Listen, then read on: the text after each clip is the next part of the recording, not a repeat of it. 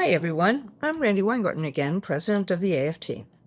Last week, we held our spring AFT Executive Council meeting, which is our governance meeting 4 times a year, and we discussed everything from AI to President Trump's federal school voucher scheme to the Iran war. In fact, we passed a resolution opposing the war, and it was good to see House Democrats and some brave Republicans pass a war powers resolution in the Congress as well this week, directing President Trump to end his hostilities with Iran.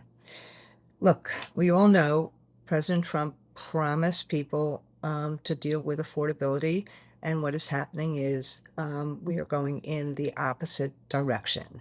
And I just want to, as a result, keep on reminding people about the AFT's Fight for Affordability campaign, and we're seeing so many of our members struggling with medical and credit card debt. We got these short how-to videos and how to navigate all of this stuff, and so I just want to remind people to go to aft.org/fight for affordability and see if if you like what we've done, and if not, give us a call or write to us or tell us you like it or you don't like it. We really want your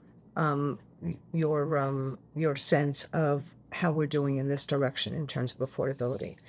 I spent a lot of time this week with members. I was in Saratoga Springs for a gathering of the American Labor Studies Council and Center, and honored to receive the Kate Bellany Award. Kate and her family were among the tired and the poor and the huddled masses yearning to breathe free in the 19th century, and she toiled in dangerous low-wage jobs, organizing the first union of women workers in the U.S., and today we are following in her footsteps because organizing is such a key to a better life and a voice, and we discussed that same push with AFT leaders in the South, and it's this twin, or actually this three-pronged stool of education and organizing and voting. And we know that voting is a key to accessing a better life, but this week, the U.S. Supreme Court allowed Republican leaders in Alabama not only to ignore the Voting Rights Act, but basically ignore the Constitution and reinstate a racially discriminatory map that had been found violative of the 14th Amendment. So we have our work cut out for us in November, but I am confident if we get the vote out, then people who believe in democracy, in humanity, in labor, in education, public education, we will win.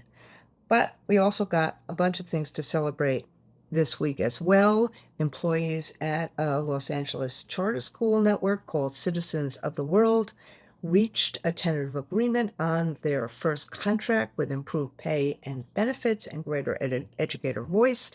And educators at 2 Ohio charter schools, Menlo Park Academy in Cleveland and KIPP in Columbus, just ratified their first union contracts.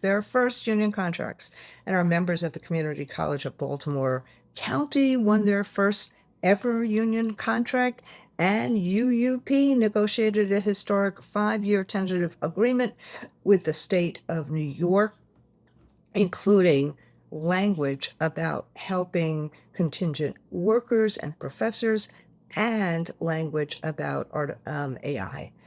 And in case you missed it, we have gotten a lot of play on the devices down, eyes up, hands on speech I gave last week to try to have a comprehensive approach on education that reduces screen use and actually starts reinventing and reinvigorating schools with the things that kids love and teachers love to teach: active learning. And last, I would just say it's June. So for those of us who are LGBT, it's Pride Month. So happy Pride. But most importantly, thank you for what you do as we fight for safe and accepting workplaces and schools and communities. And as always, I am really grateful for the work you do to make a difference in other people's lives. Thanks a lot, everybody, and I'll see you next week.